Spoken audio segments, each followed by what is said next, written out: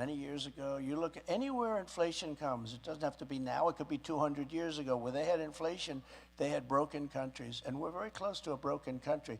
We're also very close to a country that's going to be in a third world war because we have an incompetent president. He has no clue.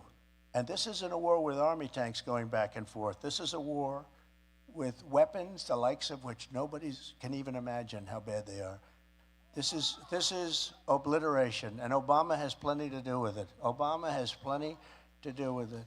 I call him Biden's boss, but he has plenty to do with it. Very, very, very serious. We are in very, very grave danger of having a World War III, and this will be a war. This will be a war of obliteration. This will not be a war with, I say, army tanks going back and forth shooting at each other. This is the real deal. And we have a man that he can't even walk off a stage. He walks off a stage. He finishes his speech. He looks, oh, well, he can't find. He has no idea. You know, there's always a stair there, a stair here. You could even walk off the front, jump or something, do something. He usually walks to the back into a wall. Yeah, there's a wall there. He walks right into a wall. Can't walk off the stage, can't put two sentences together, and yet he's negotiating with President Xi of China, who, when I say he's very smart, the press, look at, that's a lot of press back there. That's a lot. So for him to negotiate with President Xi of China is like my high school football team playing the, let's see, what's a good team nowadays? Philadelphia's good. So, you know, they change a little bit. I used to say New England. I used to say the Patriots. I'd love to be able to say the Patriots. He's a great guy, great coach, but they have a little hard time. But what's going on with the Patriots, huh? But he's a great coach. And he'll figure it out somehow. He's going to figure it out. But that was not a good game last night, was it, huh? But it's like playing a professional team. It's ridiculous for him to be negotiating with these people. These people, I got to know them all. They're at the top of their game. They're at the top of their game. And we have somebody that 30 years ago wasn't at the top of any game. He wasn't 30 years ago. Never was. He was a glad hand. That's all he was, is a glad hand. And Ted Kennedy told me that, a friend of mine. Can you believe he was a friend of mine?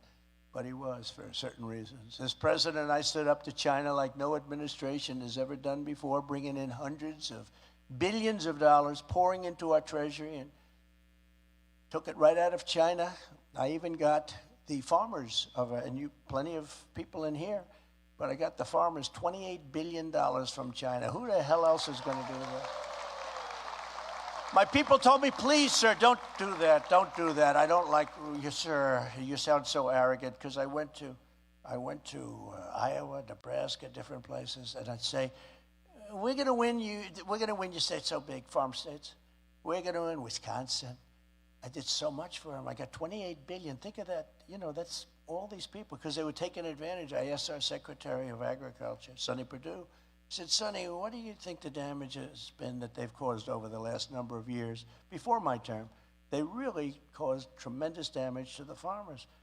And he comes back 2 days later, he says, sir, it's approximately $28 billion. I said, all right, good. I'm going to take $28 billion. I tariff them. I got $28 billion for the farmers. Who else would do it? By the way, who else would do that? Who else would even think of it? Can you imagine? Who else? Do you think that the sanctimonious or any of these people? Do you think Biden? How about Biden? He doesn't know he's alive. Biden is going to say, let's get $28 billion for the farmer. Biden doesn't even like farmers, if you want to know the truth. He doesn't like farmers, and he doesn't like minorities. That's true, isn't it, huh? And nobody ever says that, but it's true.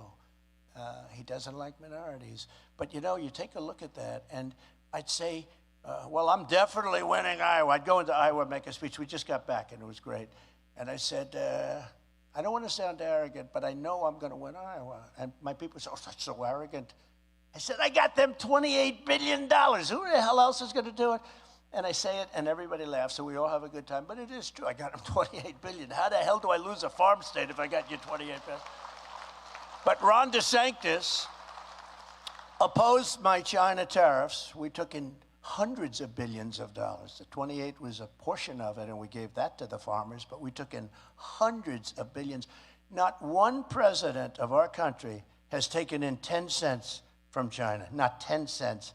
And I took in hundreds of billions of dollars. They didn't like me too much. They didn't like me too much. But very simply, Ron DeSanctimonious, and I'm not even sure I'm supposed to be wasting my time talking about him because I hear he's so far down. Could you tell me, is there anybody else I'm supposed to? Bird brain, maybe? Bird brain? Do I talk about anybody else? Because he really has. He's fallen like a wounded bird from the skies. But he sided with the communists in China, and I fought for the workers of America. He was against what we did. He was very much against what we did. And perhaps most offensive of all to the people of New Hampshire, DeSanctimonious pushed a 23% national sales tax, which means he is 100%, in my opinion, unelectable when you do that. He also, you know, the sales tax was one thing, but he also pushed very strong on doing damage, bad damage, very bad, and maybe even extinguishing a thing called Social Security. And he wanted the minimum age to be 70. He voted on it 3 times, by the way, so, you know, it's hard for him to deny it. But the national sales tax would pulverize the middle class and decimate the hardworking families of this state almost more than most others. And it's never going to happen. We're never going to let that happen. One thing about a politician, when they have an idea and then they always go away from it during an election. No, I was only kidding when I said I'm going to pulverize Social Security. I was only kidding. But they always go back to it, right? They always go back to it. And they go back to their first idea. That's where they are. DeSantis also very much hurt Medicare, and he wanted to hurt it badly, but it got voted down. As your president, I proudly ended the disaster known as NAFTA, the world's worst trade deal probably ever made, and replaced it with the USMCA, that's Mexico, Canada. And it's, they say, the best trade deal ever made in the country. Actually, believe it or not, the deal I made with China is, I think, even better. They have to buy $50 billion of product, but I don't even talk about it because of COVID. I don't even talk about it. We had the greatest economy in the history of the world. We had COVID, and then I built it again, rebuilt it again. The stock market was actually higher than it was pre-COVID. It was pretty amazing. We did a great job on something that nobody had any idea what it was, COVID, when it came in. We did a great job. Let the governors run it. Some of the governors did a great job, like Henry McMaster of South Carolina, and Governor Nome. She was fantastic. South Dakota. And some others. Tennessee did a very good job. And they kept them open. They kept them open. Florida, by the way, was not kept open, just in case you have any questions. But they got back. But it was not kept open. You know, some people forget history, but it's very easy to go back, especially with the internet. It takes you seconds. Oh, that's true. The beaches were closed. The hotels, everything, it was closed. But it got back. And we did a great job on that. And I let the governors do it. We got them the equipment they needed. We did something. We never got the credit on that one, but we got credit on a lot of other things, like having created the strongest border in the history of our country. Got credit on that one. Having created the greatest economy in the history of our country.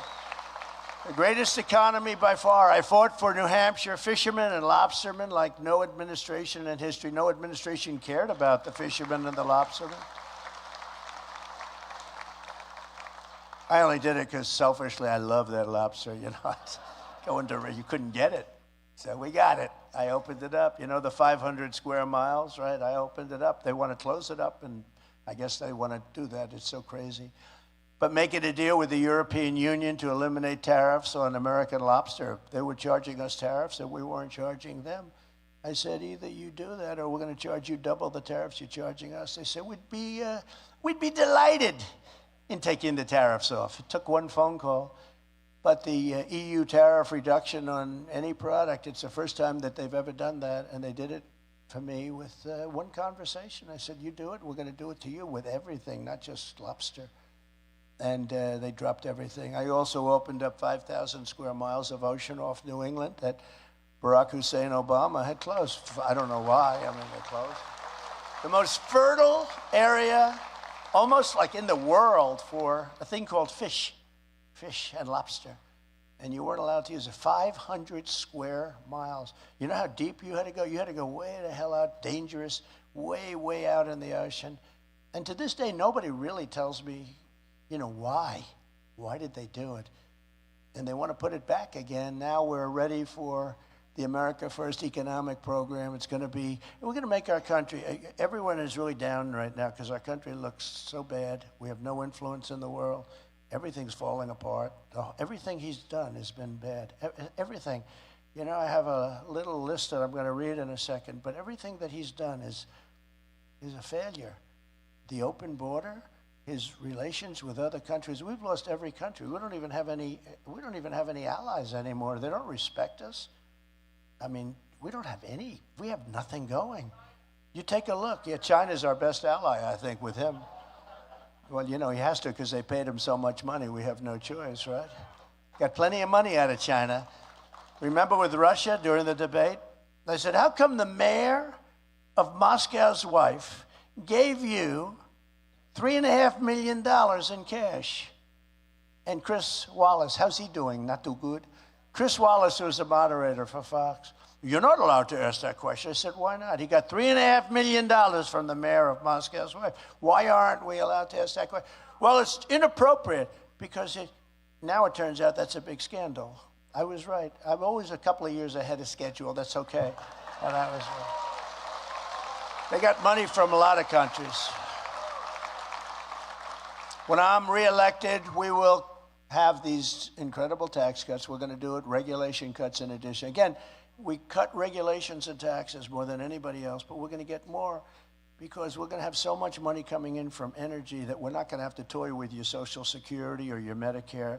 We will have, again, we are, when I go to Saudi Arabia, talk to any of the Saudis, and they order 200, brand new Boeing 777s, I said, how do you get your financing? They look at me like, financing? We don't need finance. We got nothing but cash, right? We have bigger than they do. We have more than they do. We can do so well, and we don't have to terminate somebody that's worked their whole life, their Social Security, or play with their Medicare like Desantis wants to do and all these other candidates want to do because they have no idea. They have no idea. You take a look at them. I mean, I got candidates, Ada Hutchinson, I call him Ada. Ada. The guy is polling at 0. I think it's appropriate that Trump's debates. Why? So a guy at 0, I'm 70 points higher than him, more, and I'm supposed to be standing on. Why? Well, you talk about Trump derangement syndrome. He's a deranged human being. Chris Christie, he's a deranged person. He thinks, no, it's just so crazy. He stands up, they say, what do you think of our economy? Donald Trump is a horrible human being. He's horrible. It's tough when you don't give somebody a job and then they're supposed to be nice, right? But no, I never trusted him to give him a job, but he endorsed me right after our big debate. We had a big debate up here, and then he endorsed me immediately, but I just didn't choose to do that. When you don't give people jobs, or when you fire people from jobs, they tend to get, Mr. Congressman, quite vicious. And he's a deranged human being. You got a lot of problems. And you have others, but they're polling at 4, 5, 6, 0, in a few cases 0. One guy actually has a 0 with an arrow pointing left. That means minus 0, and then they say Trump should really debate them. So far we've done good. We've had 2 debates. I haven't participated. They got the lowest ratings in the history of debates. Lowest ratings, thank you. In fact, I went up to Michigan to save the United Auto Workers from their union because their union was negotiating a terrible thing a terrible thing. They were negotiating hourly wages, but they weren't talking about the electric vehicles because they can have all the wages they want, but in 2 years they're not going to have a job if they go with this mandate that they have for electric vehicles. So I was up in Michigan while they were debating, and my poll numbers went up like another 6 or 7% by skipping the debate. And I think that if the United Auto Workers, not if auto workers, period, but if the United Auto Workers listen to their union, unless their union changes, and they're starting to change. And I went up and I explained about the fact that you would think they would know that, right? Because it's not with me a full-time job, that particular thing. It is for them. You'd think they'd know that you can't approve the electric mandates. You can't do it, all of them, because all of those cars are going to be made in China. That's where the materials are. That's where the minerals are. That's where the batteries are. That's where we have another thing here. It's called gasoline right under our feet. I call it liquid gold. Oil. right under our feet, more than anybody. I call it liquid gold. That's what we have, and we don't take advantage of it. We go to China. With China, can you imagine if China was sitting on what we have? They would be an even more successful country, and they wouldn't be doing the stupid things that we do. To protect New Hampshire workers and families, I'll impose a cross-the-board tariff on all foreign-made goods because we have to do that. And that's not going to be a tax on you. You know, like the Wall Street Journal, which is totally globalist, you know, they want to protect the globe. They don't care about this country. They say, oh, it's a tax. Number one, it gives you tremendous negotiating power. I'll give you an example. On the border, I got Mexico to pay for 28,000 soldiers. 28,000. Because I said, if you don't pay, I'm going to put a tariff on all the cars that you stole from us. You know, they took 32% of our automaking industry over a period of decades. 32%. So I said to them, you know, we had people coming in through this Obama group like you wouldn't believe. I said, we got to close up our borders. I want people to come into our country, but they have to come in legally, right? Now you look at what's happened. It's just so crazy. But I said very strongly, I said, no, you're going to have to give us 28,000 to protect our border. That's why we had the greatest border records in history, because of Mexico. You know, all those people that say, Donald Trump never got money from Mexico. I got 28,000 soldiers. That's much more than anybody could get by giving us a couple of bucks to help build the wall. But there was no legal mechanism where you can do that. But I said, you got to give us 28,000. They said no.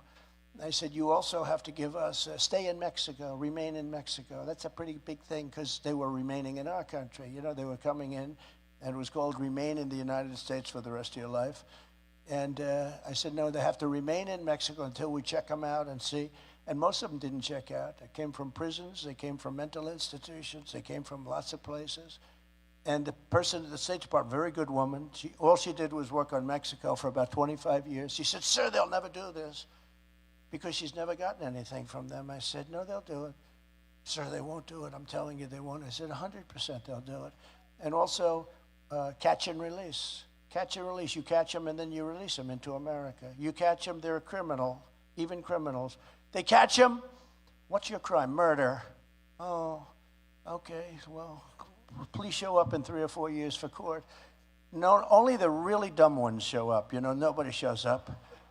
You know what percentage show up for court? We're going to release you. You're on the honor system. In 4 years, please come back. We're going to have a case. And only about 1% come back. And they're the ones that you really don't want because they're not very smart. But they come back. Everyone else is just like they're all illegally in this country. We've taken in, I'll bet, 15 million people in the last short period of time. It's bigger than New York State. But so I said to Mexico, I said, you got to pay for the soldiers. I want them free of charge. No, they said, you got to be kidding. Why would we do that? You're going to do it. So they sent their top representative. I said, very nice guy, right under the president, because they knew I was not happy about people coming in from Mexico in the caravans. And they sent their top person, nice man. And he said, sir, we won't do that. I said, yes, you will. He said, no, sir, we won't. I mean, I'm telling you, we will not do it. Yes, you will, 100%. 100% you'll do it. And he said, no, we're not going to do it. I said, here's what we're telling you. In right here, I have a piece of paper, and I'm signing it. It was a Friday afternoon. I said, on Monday morning at 7 o'clock in the morning, there's a 25% tariff that's going to be placed on all of your cars and all of your goods and all of the billions and billions and billions of dollars that you sucker us with and you sell into the United States. And it's 25%, and that's much more than the cost of 28,000 soldiers. Remember what 28,000 soldiers, that's a lot. And these are Pancho Villa, you know, they have the bullets across the, these aren't politically correct, like our guys have to be politically correct. If you say excuse me, ma'am, you're not allowed to be here. If you say it in a bad tone, they want to put you in jail, okay? You know, they're politically correct. Our people, what they've done to our military is terrible. But I've rebuilt the entire military, but we'll get that straightened out because we have a great military potential. We have a great military. So we had the soldiers. So I said, I'm going to put a 25%, I'm going to put on all of your products, Mr. Congressman, a 25% tax, everything. And it's going to start on Monday morning. Mr. President, I'd like to make a phone call. Comes back 5 minutes later. Sir, it would be a great honor to put 28,000 soldiers free of charge on your border. This would be a great honor for us. And catch and release, you win that too. Stay in Mexico, you win that too. You win everything, sir. Please don't do that, sir. We got everything. We got everything. But we don't do that with this administration. This administration doesn't do things like that. I will also pass what we'll call the Trump Reciprocal Trade Act. If China or any other country makes us pay, they charge us massive tariffs to do business in their country. This way our businesses leave your state and they go to China and they build a factory in China because they don't want to pay the tariff. But if they make us pay a 100 or 200% tariff, then we will make them pay an exactly the same reciprocal tariff of 100 to 200%. So if we're paying them, they're paying us. So one of two things are going to happen. We're going to either take a lot of money, or we're going to both agree that let's forget it. We go back and there's no tax. And probably the second thing will happen more often than not.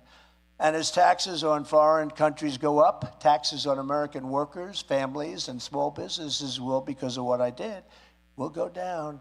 Now, people like the Wall Street Journal, they are so mixed up. They don't know what to do.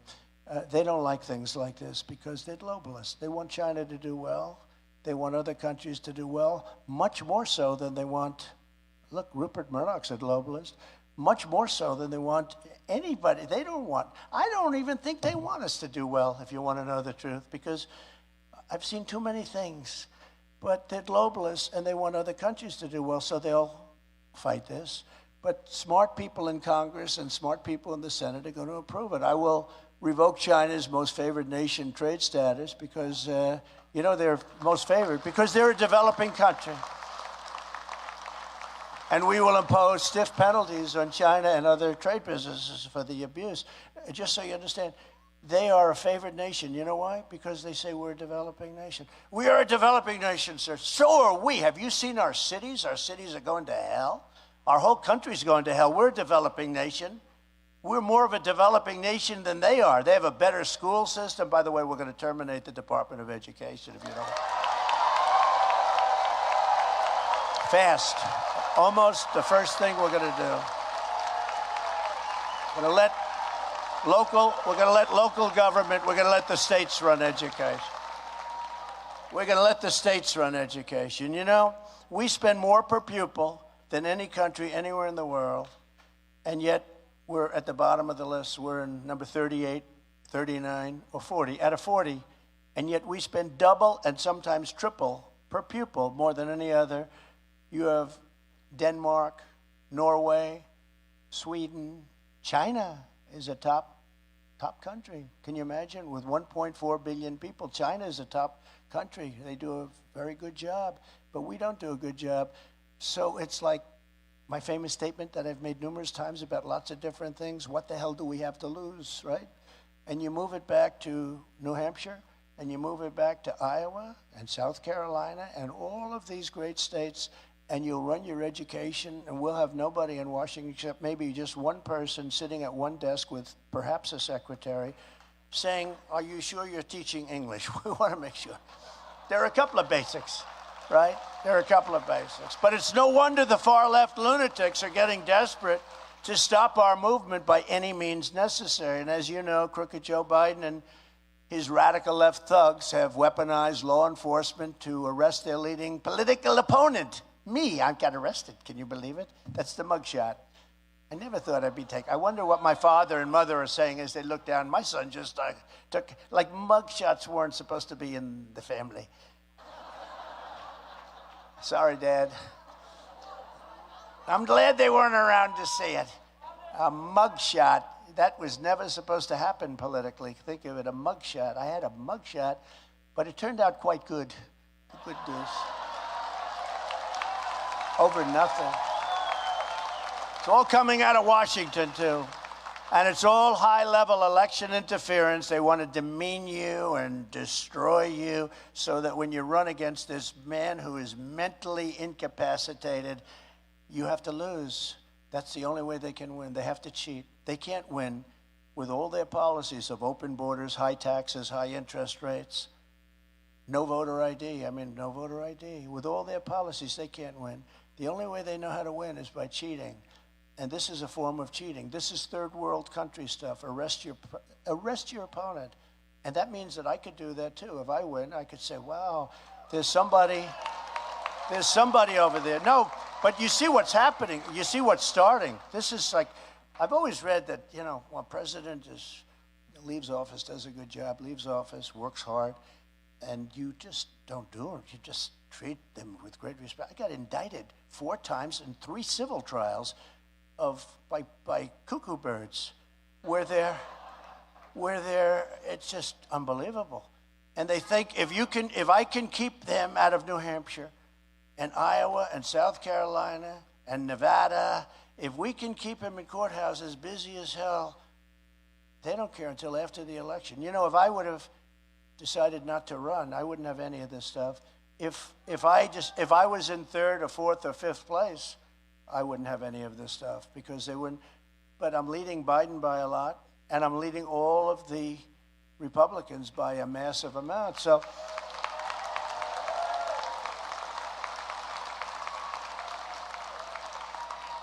fact, somebody said, you don't have to come to New Hampshire, sir. You're leading by 44 points. You don't have to come. I said, no way. How about if I called, I'm not going to come. No. I said, I don't have the courage to tell those great people, and there's thousands, there's a lot of people outside, you'll be happy to know.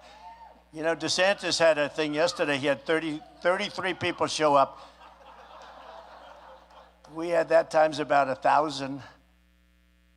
In the Republican primary, as an example, the Survey USA poll, this is considered an A-plus poll, meaning that's how they rate them, A+, A, B, C, D. Then you got some real beauties, too. But this is an A-plus poll. A Survey USA poll has us at 65%, and DeSanctimony is at 9% and sinking rapidly. He's going down. Sinking like a rock. And in the general election, I'm beating Biden by a lot. And it's interesting, a friend of mine heard I was up by 9 points or 10 points on Biden. They said, and he's not a political person, he said, how could it only be that much? But they have an automatic constituency, Mr. Senator. We know that, right? They have a constituency of various, I don't want to get into it because I don't want to hurt anybody's feelings, because I believe a lot of those constituencies are going to come our way. So I'm not going to insult anybody. But they have automatic votes that get them to like 38% without even doing it. You could be a guy like Biden, who's dumb as a rock, who doesn't know what he's doing, who's allowing horrible things to happen to our country, who's letting our country be destroyed. And maybe he doesn't even know it. I'm not sure he knows. It's the people around his desk, the fascists and the communists that deal with him. And, he's perfect for them. They didn't want him, and then they found out he's the perfect guy. We can't get a better guy than this because he'll do anything we tell him. The radical left Democrats rigged the presidential election of 2020, and we're not going to let them rig the presidential election of 2024. I'm not going to let it. We got almost 12 million more votes the second time. I always say, we did much better the second time. Drives them crazy, but we did much better. I was told that we got 63 million votes. We got 63 million the first time. And I was told that we got 63. Sir, you cannot lose. Fabrizio told me, he's a great pollster. McLaughlin told me, great pollster. Sir, if you got 63, you can't lose. We got like almost 12 million more votes than that, and that's with their counting, okay? Their counting is crooked as hell. And they say we lost, but the real answer, and we have so much. If we only had judges that had the courage to do what they should have done. Every time the radical left Democrats, Marxists, communists, and fascists indict me, I consider it a great badge of honor, because I am being indicted for you. I am being indicted for you. It's true. It's true. I got indicted more than the great, legendary Alphonse Capone. Has anyone ever heard of Alphonse? You ever heard? You're too young to know about Al Capone. If you looked at him the wrong way, he would kill you, okay? This was a seriously tough mobster. He was I guess you'd call him the king of the mobsters, right? Al Capone only got indicted once. I got indicted 4 times, and mine were in like this tiny little bracket. It's amazing the way all these things happen just right smack in the middle, all these trials. I got these judges, they're appointed. I won't even tell you who appointed them. No, we have to have the trial. The one judge in Washington. No, we want the trial to start the day before Super Tuesday. You know, Super Tuesday in our world, you know, you're very political people. New Hampshire's very political. We kept you exactly where you were. A lot of people wanted New Hampshire to go back. We didn't let that happen.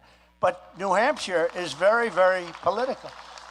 We have a judge in Washington. The trial date starts on such and such. You know what the day is? The day before Super Tuesday, the biggest of all, right? That's when all of the states get in.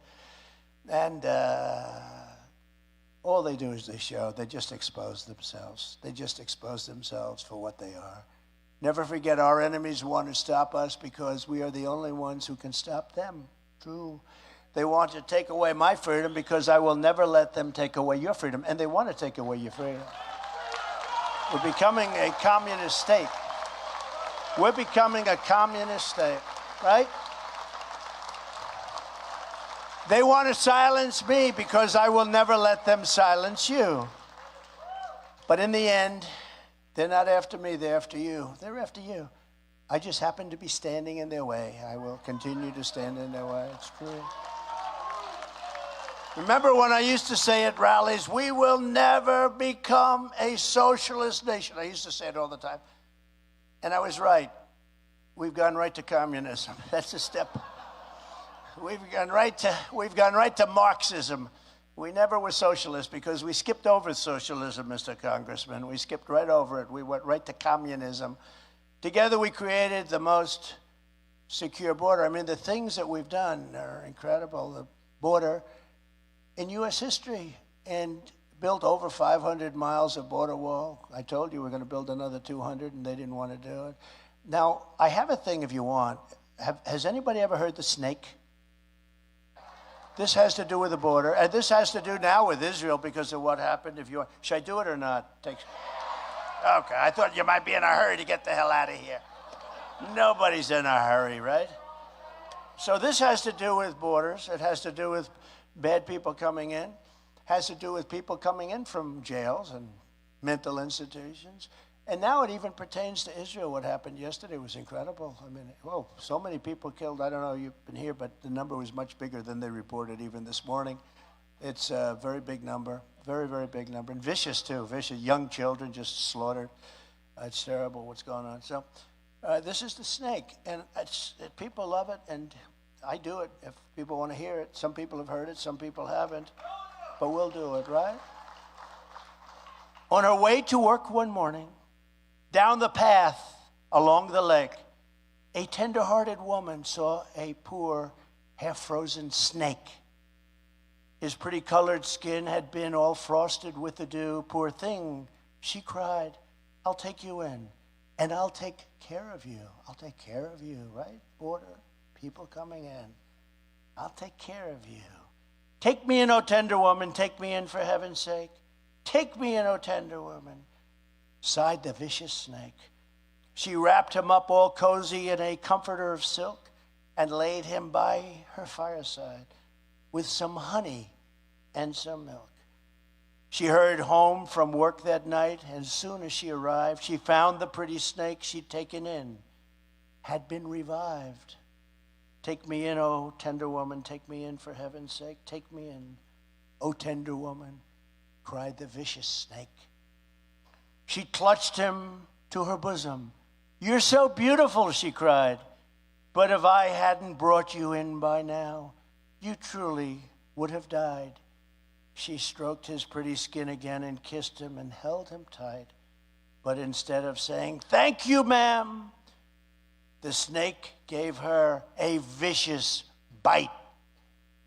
Take me in, O tender woman, take me in for heaven's sake.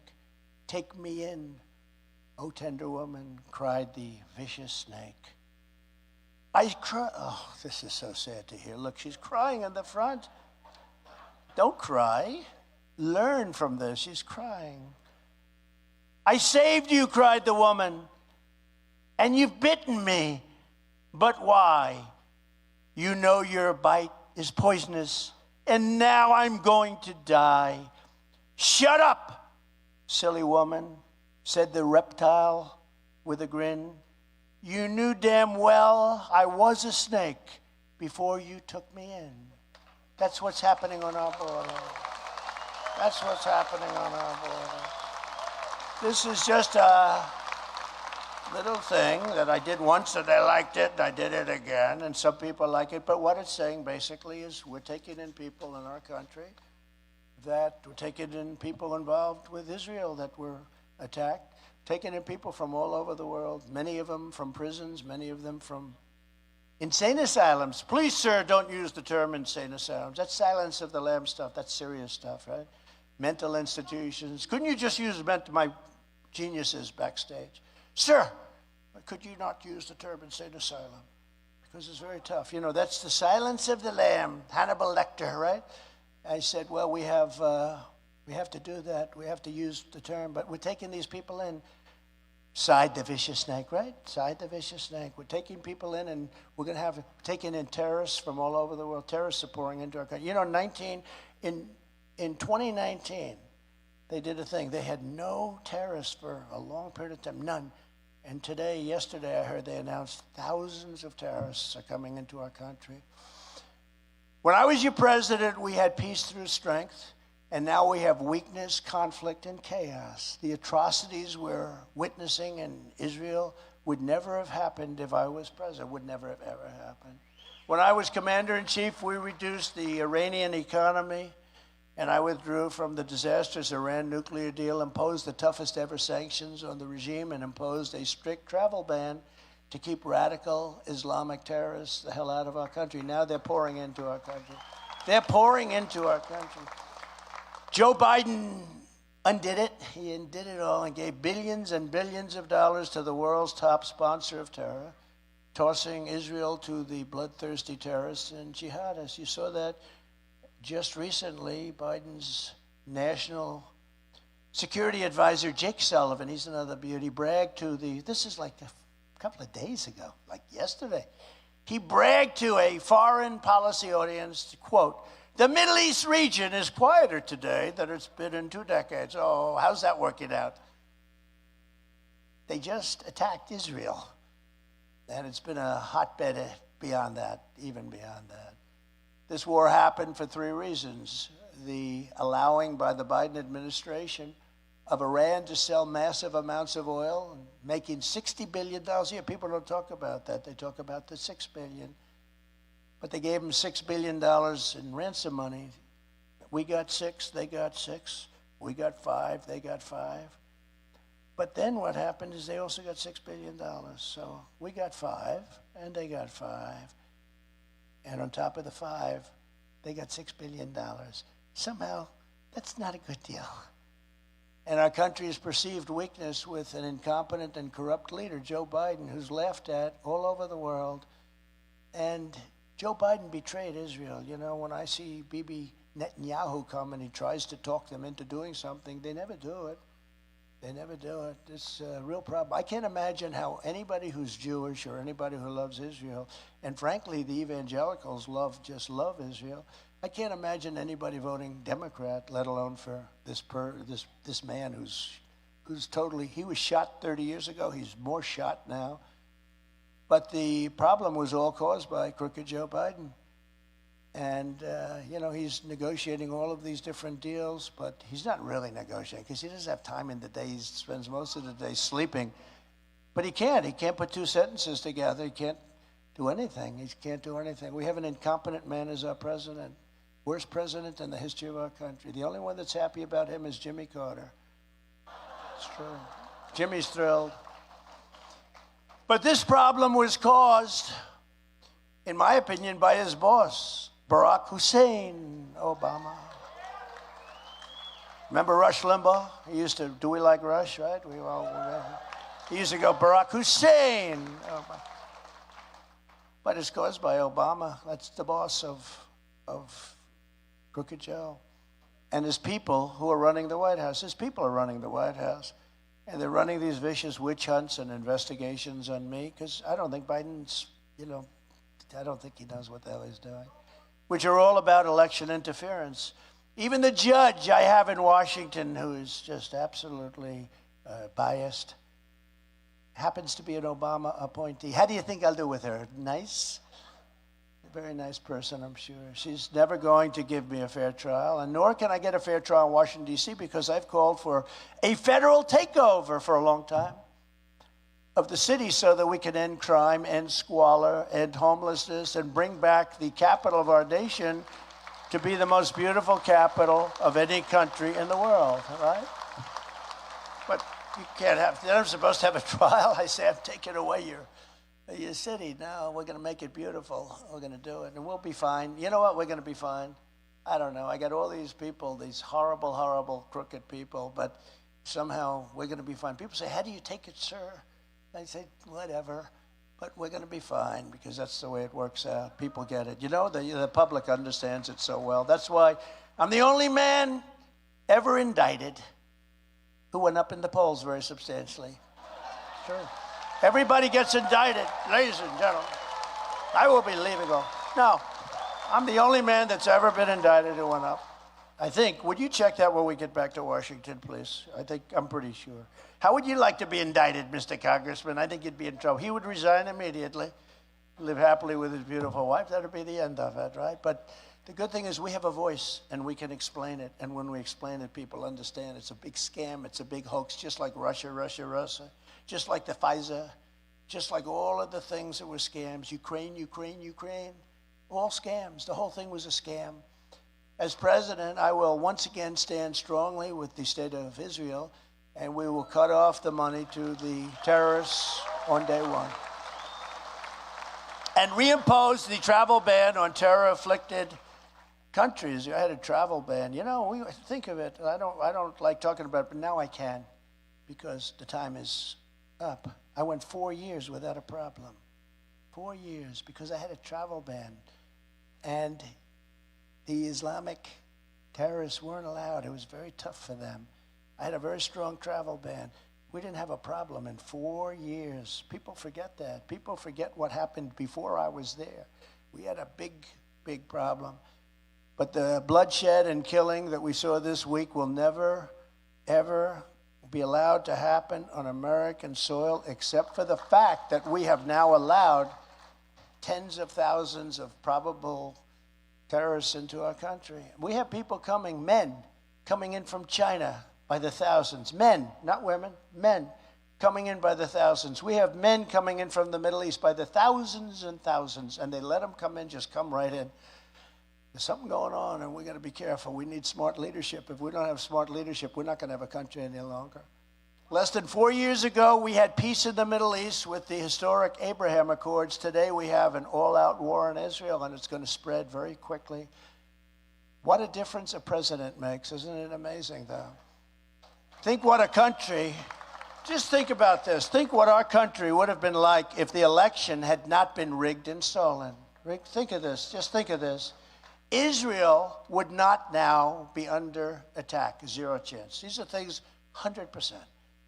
Ukraine would not be under attack by Russia. Zero chance. Place is being wiped out, by the way.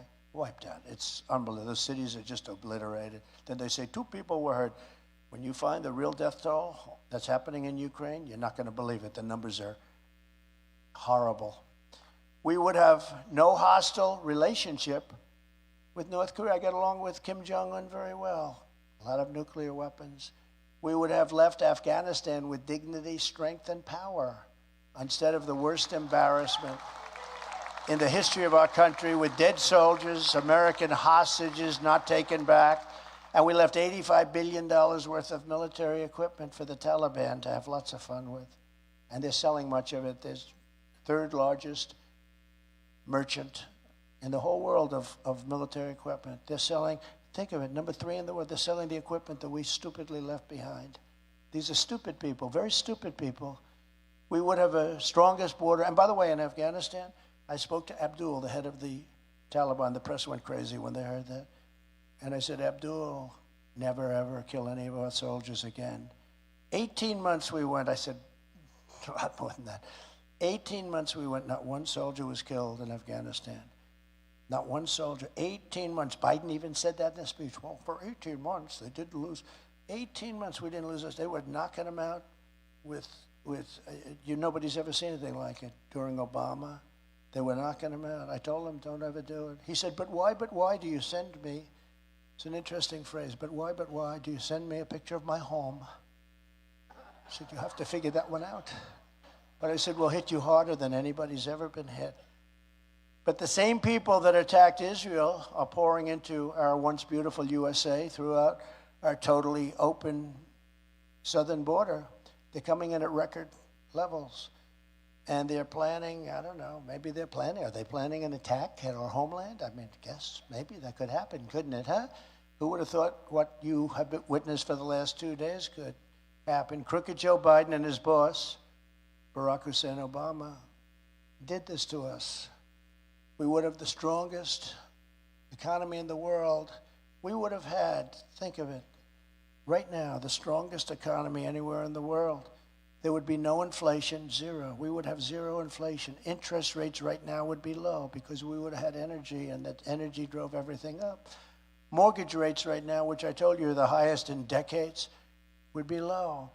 We'd be energy independent, making a lot of money. We would soon be energy dominant, and all of this money would go toward paying off our national debt and reducing your taxes still further. Largest tax decrease ever. The United Auto Workers and the auto workers all over would not be under siege with this ridiculous electrical vehicle mandate. It's ridiculous. It's ridiculous. It's crazy. It's a gift to China. They love giving China gifts. I wonder why. They will not have jobs. The auto workers aren't going to have jobs in 2 years. They got to be very careful with their union because they automatically always endorse and support a Democrat. They should endorse us because I said to the head of the union, if you endorse us, you can go away on vacation for 3 months. You will be the greatest head of a union in the history of America because I will bring back the auto industry like you've never seen. But let's see what they do. In other words, we'd be living in a much different world.